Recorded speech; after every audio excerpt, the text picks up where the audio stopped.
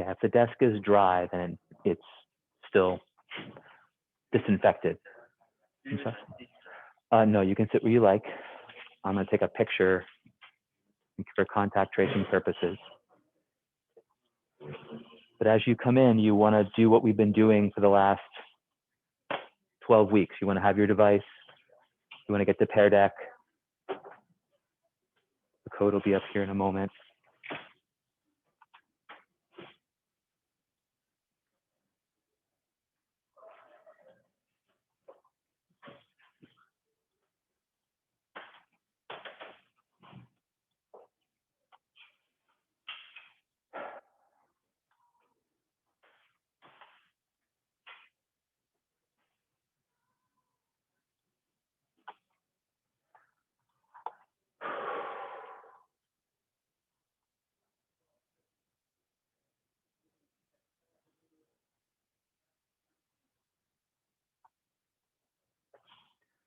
Ben, Sarah, Max, good morning.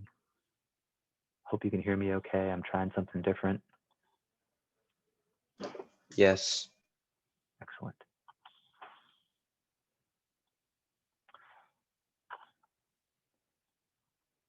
So folks at home, it's going to be a lot like it has been. We'll get the Pear Deck.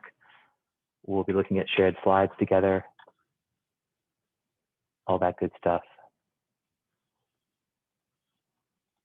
Folks here in the room, same deal. We want to start off by going to the Pear Deck slides. So joinpd.com if you don't remember that part. Hopefully, there's a drop-down menu that you can use just to pick our class. But if you don't see that drop-down menu, the code is right there. That's a K, sorry. Okay.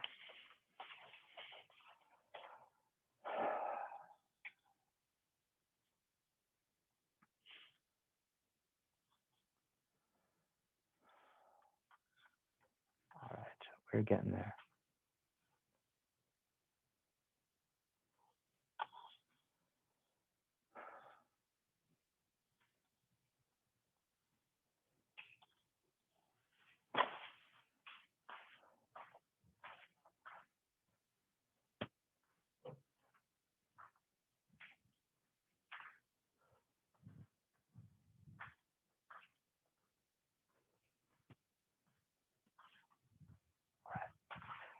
Thank you for your efficiency there.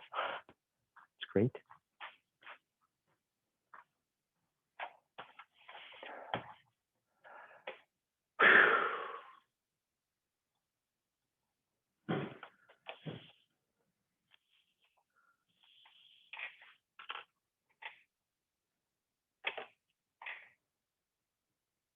All right.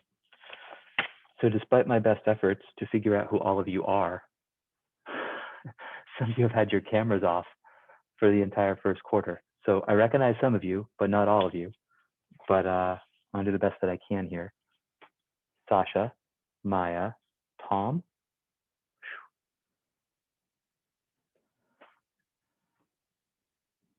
Tyan, Jonah, Jesse, Ben, no, wait, hold on. Ozzy, and people are all moving around, and Anna. Okay. All right.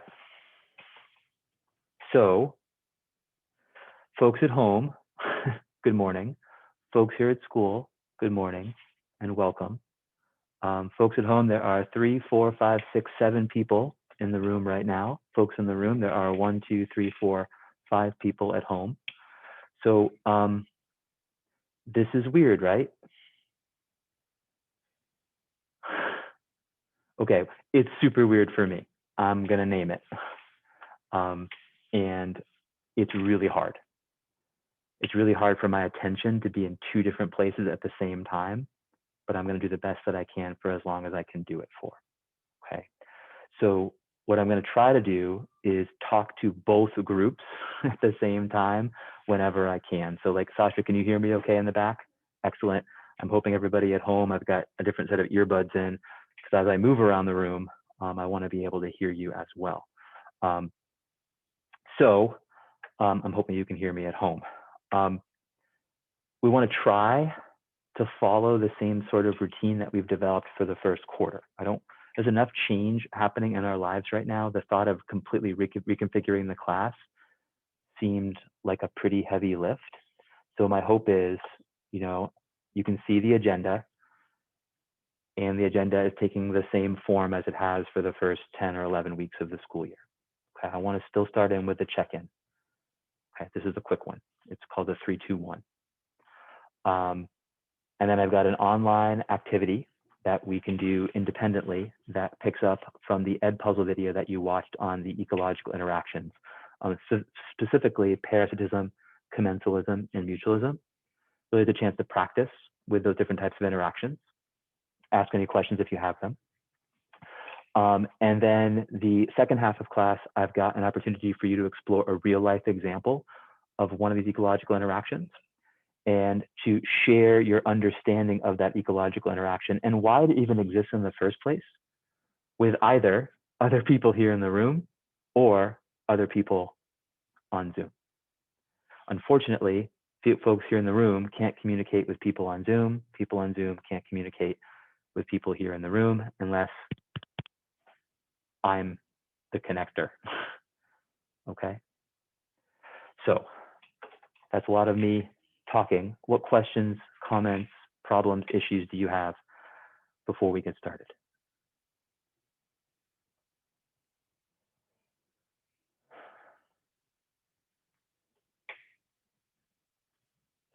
Chat. It's like, okay. I ask for your patience. I ask for your grace. I ask for your forgiveness because this is really hard. Okay, and I'm doing the best that I can.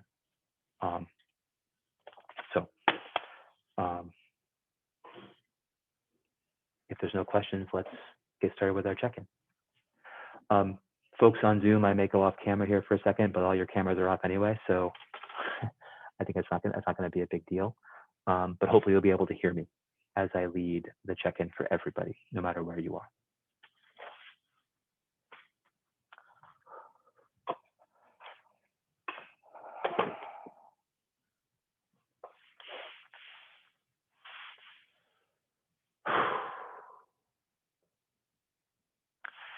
So if you're interested in trying something new, we haven't done this before, I would invite you to find a seated position where you can be comfortable but confident. So sitting comfortably but confidently, upright but relaxed.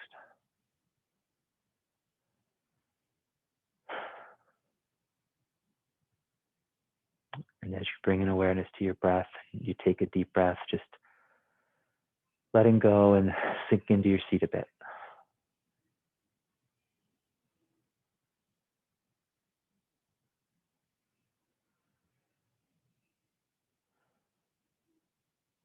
And know that you are sitting.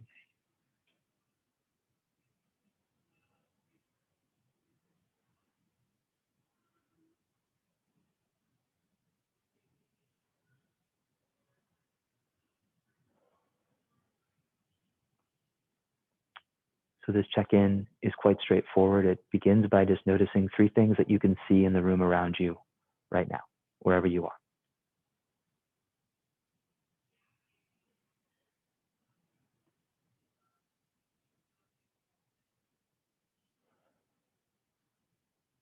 And then taking a moment to notice 2 things that you can hear.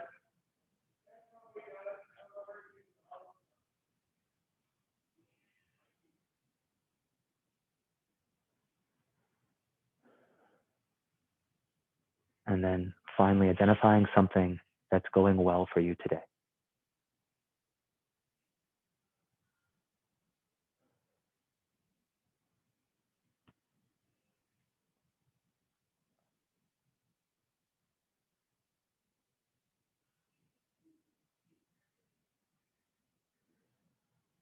And that's it.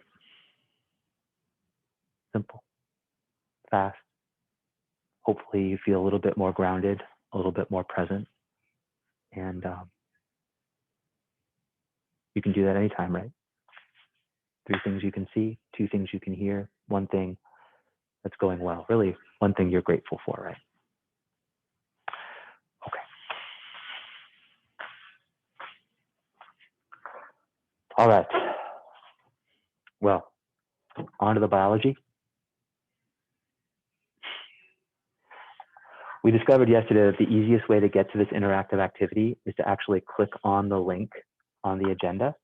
So I'm going to give you control of the slides, no matter where you are. And you just want to click on that link to the Plix online activity. It'll take you to the practice activity where you get a chance to identify these different ecological interactions, really just practice with them. Not meant to be super challenging, really just a chance to practice.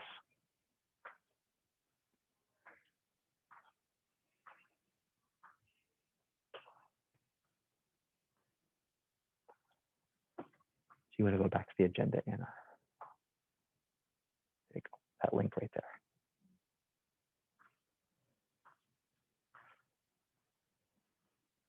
It's not for a grade, or you want to go to the agenda. Okay. On the TEDx slides, the agenda. There you go, that link right there in blue or teal.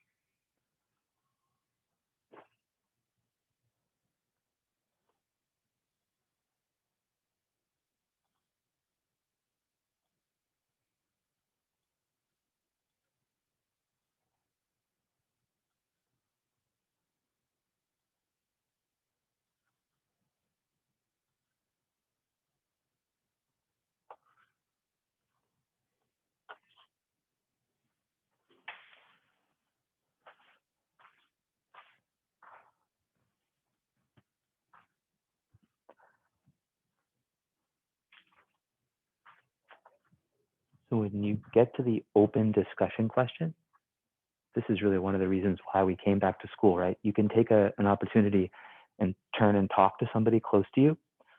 All the desks are 6 feet apart too, so you could also move to a different desk if you need to. But it's an opportunity for you to talk to each other. And of course, the people on Zoom, you can also talk to each other as well. There is a link to, I guess, like the Plix discussion board. You can take a look at that too if you'd like. But I'll just say up front that the quality of some of the answers that have been posted up there over time range from really good to dumpster fire. So use them judiciously. I did not type them all.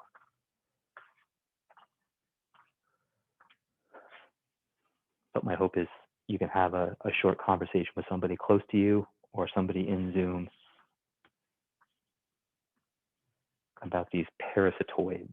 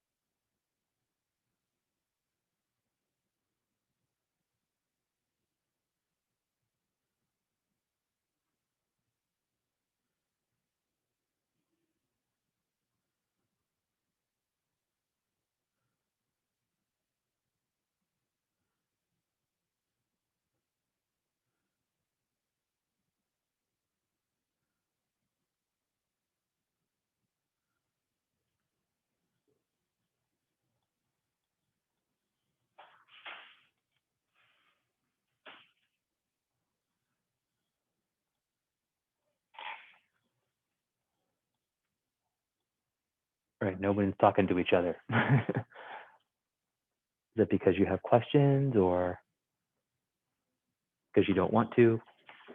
It's okay if you don't want to.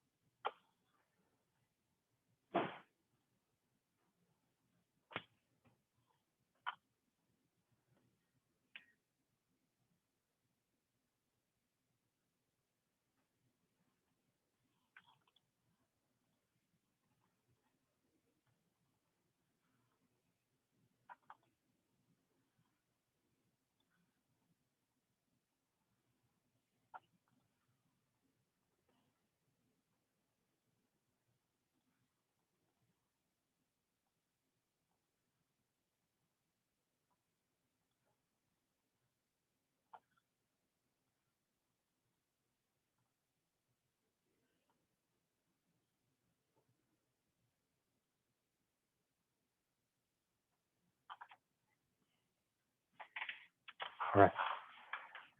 Everyone have a chance to, if you chose to have a conversation or not, we're in a place we can come back together. Just bringing any questions up, especially that last one, parasitoids versus parasites. Not because it's on the test and you have to memorize the difference, but because you're legitimately curious about the classification. Yeah. Parasitoid. Yeah.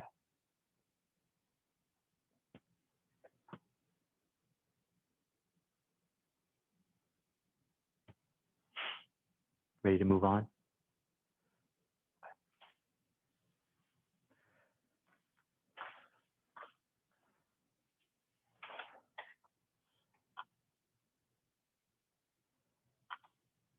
So I think as I look at the chat, there are some people who are just sharing, that the role of the parasitoid was, in this case, that it actually led to the death of the caterpillar, that was the only way that the wasp could actually reproduce.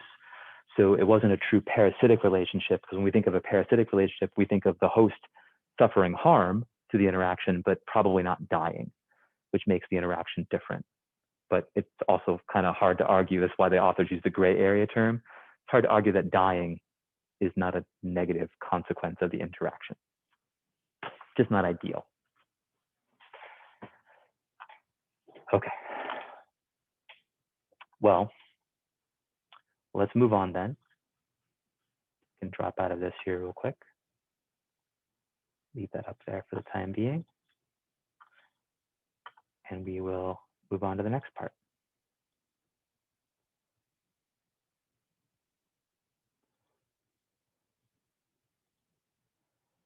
Take you out of student mode here for a second.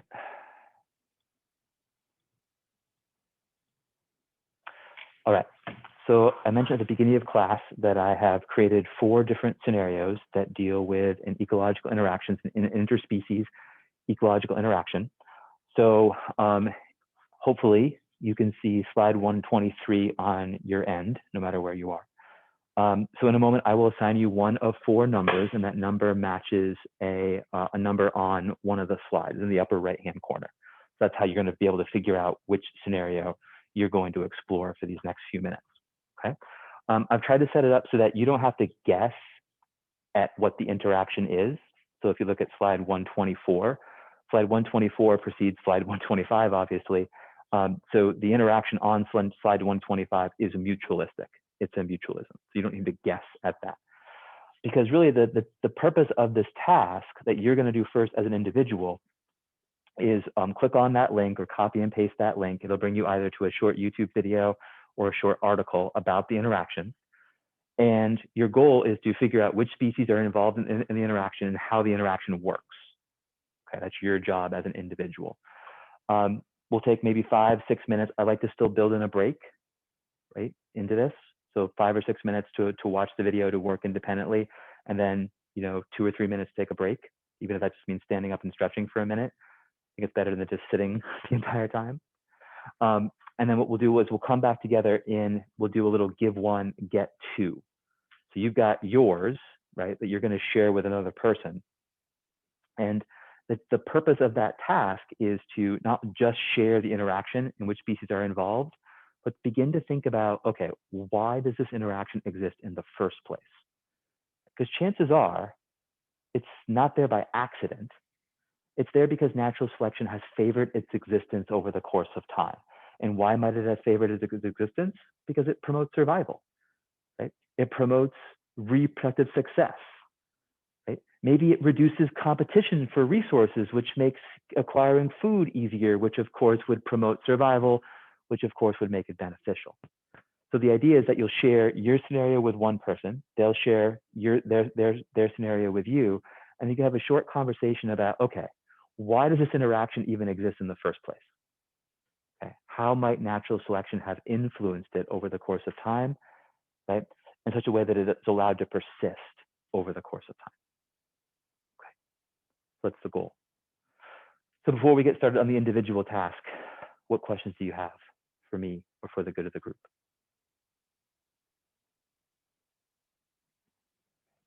Retreat to my Zoom class. Okay. So folks on Zoom, I hope you understand the instructions. It is 9:22. So what I like to do is check in with people around like 9:31. That'll give you time to work on the scenario and to take a short break. Okay. And then we'll come back together and do some sharing. Oh, you know what numbers you are, don't you? That would be helpful. Sorry, my fault. All right, so I'll start with the Zoom room here. Ben, you're going to be a 1. Max, you're a 2. Kyan, you're going to be a 3. Elliot, you're going to be a 4. Sarah, you're going to be a 1. And Alex, you're going to be a 2. Okay. And then Jonah, 3. Tom, 4. Maya, 1. Sasha, 2. Jesse, 3. Ozzy, 4. Anna, 1. Okay. So I will give you control of the slides so that you can go to the slide that matches your number. I don't think you can click on the link. You might need to just copy and paste it. Worst case scenario, it's a short link. You can type it in. But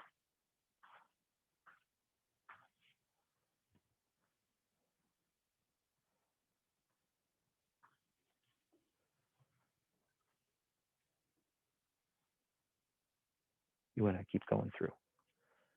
Keep going, keep going, keep going. Because you're a 1, right? Keep going, keep going. Those are the instructions. And then you're a 1, so you're going to have a mutualism. And on the next slide, that's what you want right there. Slide 1, 4. Good.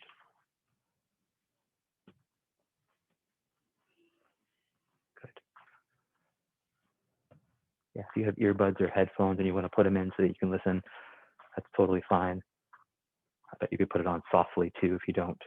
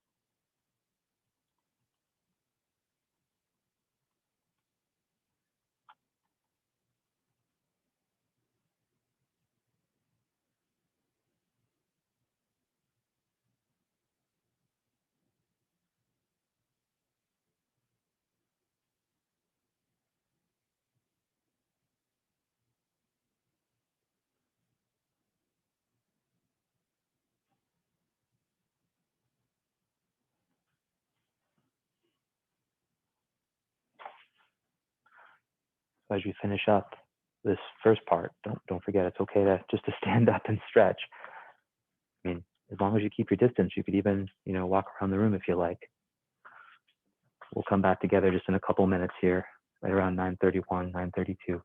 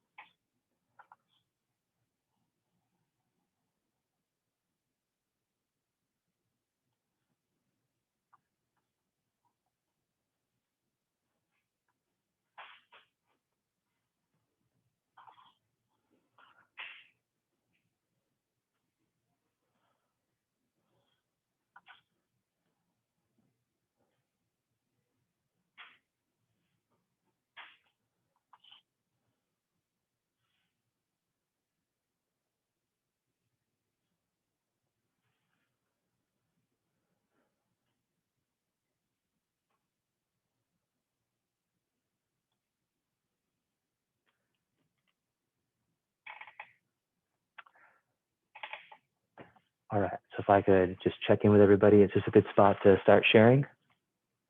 Everyone's had a chance to do the work on their own. Okay, all right, so for the folks on Zoom, the easiest way to do this, since there's only a few of you, is to take yourself on mute one at a time. And again, share your interaction and the species that are involved, so describe the interaction. But then hopefully also begin to have a conversation around, okay, why does this interaction exist? Okay, how is it being favored by natural selection? How is it promoting survival? How is it reducing competition? How is it promoting reproductive success? There's not going to be one answer, right? And that answer may not have even been provided in the video or in the article that you read.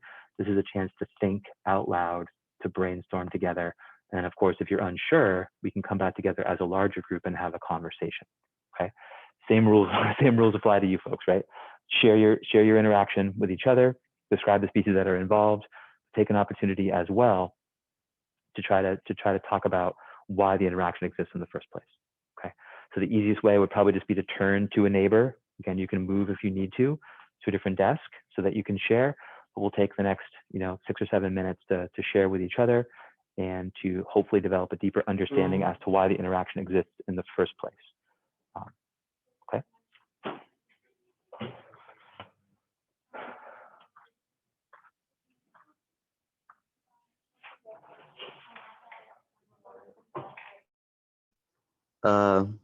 So mine was about these ants and this aphid, and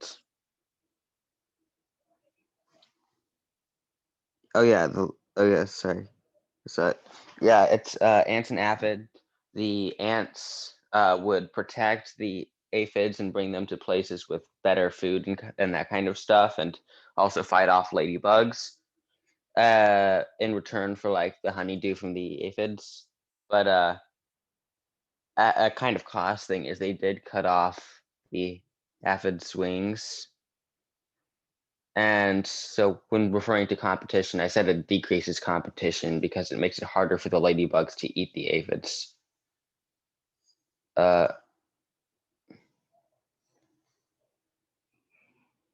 Yeah, and since the ants and the ladybugs are competing over the same food source. Yeah, yeah. What? Oh, sorry, I'm a bit confused about something, but yeah.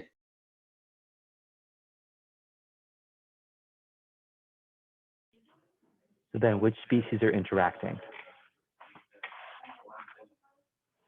The ants and the aphids. Okay, so that's starting there, the ants and the aphids. Set aside the ladybugs for the time being. What is the interaction? Describe the interaction between the ants and the aphids. Um, uh, it's the mutually beneficial one. What was that again? Mutualism. Yeah. Okay, so it's mutualistic, but that's not describing it, that's naming it, that's identifying it. Okay, so now if it's mutualistic, so if it's an example of a mutualism, how are both species, the ants and the aphids, benefiting through that interaction? Ants get guaranteed safety and good food, and the whatchamacallit, the ants also get guaranteed food.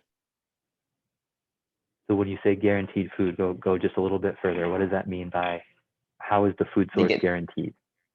it's because by protecting the ants and eating they eat the honeydew. Or what's the Yes, honeydew for? yeah, Yeah. it's like a liquid sugar liquid. Yeah, it's a food source. Okay. Yeah. By protecting them and cutting off their wings, they get access to the aphids and the honeydew as a food source, and so they have guaranteed access to that because, well, the aphids aren't going to run away, and that because their wings are cut off, and also because, well, there's good food there, and so they just can access the honeydew whenever it pops up. So because of the interactions, the ants have a food source that wouldn't have been available to them without the aphids being present. I heard you say that. How are the aphids Yeah. benefiting? Well, they benefit. Well, they lose their wings, but I mean, that's not too big of a cost because they have guaranteed. Well, not guaranteed, but they have the ants basically make sure they're safe as well as bring them to better food sources. So there's So there's protection offered by the ants towards the aphids, right? I heard you say that. And then Yep. the aphids are providing a food source for the ants that they wouldn't have had otherwise, right? Yep. That sound about right? Okay. So then to bring it all together, let's keep the ladybugs out of it for the time being. Not that it's a bad spot to bring them back in, but if a food source becomes available that wouldn't have been available otherwise, right? One would expect that whatever the size of the ant population in question, right, there's going to be more food available and thus less competition for food due to Oh, the interaction with the aphids than would have been available without the aphids. I get it. I get it. Okay, so more food equals more better. Yep. Thank you.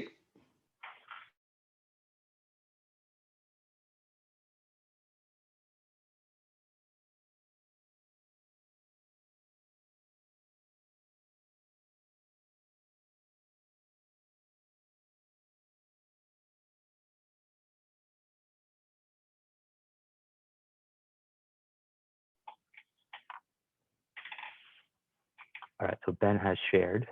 Who would like to share their scenario? We want to give one and get two back. I had scenario number 3 with the clownfish and then the anemones and the hermit crabs. Okay.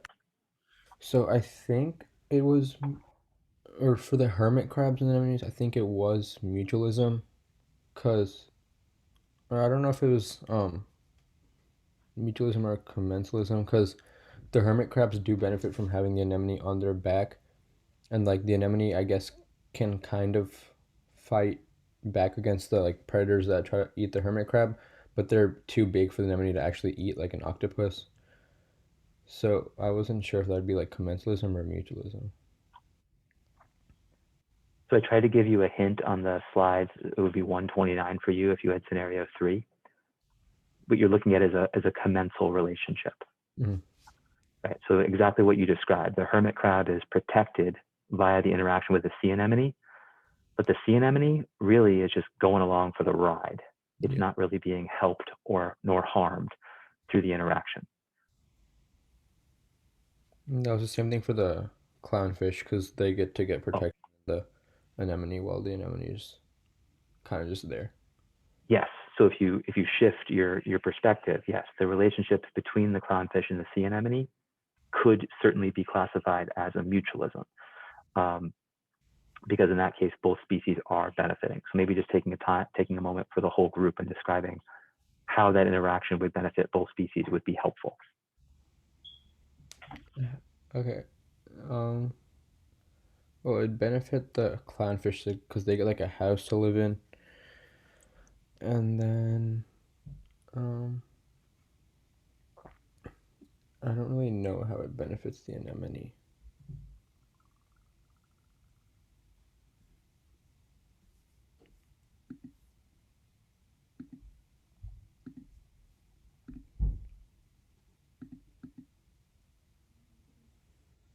So what might that mean? If one species benefits and it's unclear how the other species benefits, is it a mutualism? But I don't like. Wouldn't it be? I don't like. I thought it was commensalism because like the anemones don't really get affected by it because they still have like other food sources and stuff. Exactly, exactly. So I'm trying to get you to get to that place on your own without me just giving you the answer, right? And you did it all on your own. You realized that, okay, wait a minute, there's a benefit, right, to the clownfish, right? The clownfish can, um, in essence, hide within the tentacles of the sea anemone and escape predators as a result. But there doesn't appear, at least from what you saw in that short video clip, that the sea anemone is benefiting through the interaction with the clownfish, right? Yeah. But there's also no evidence that it's being harmed. Hmm. So again, I would ask you to come back to the slide that precedes your scenario, right? I'm identifying the interaction, in fact, the interactions, right, for you before you even watch the video. They're all examples of commensalism.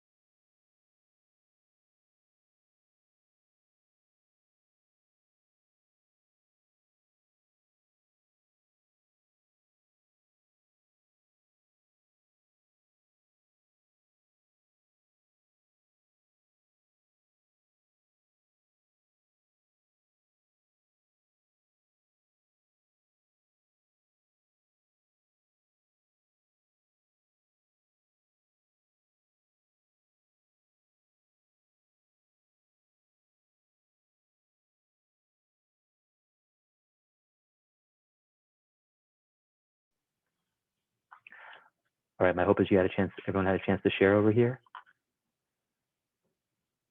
I didn't hear a lot.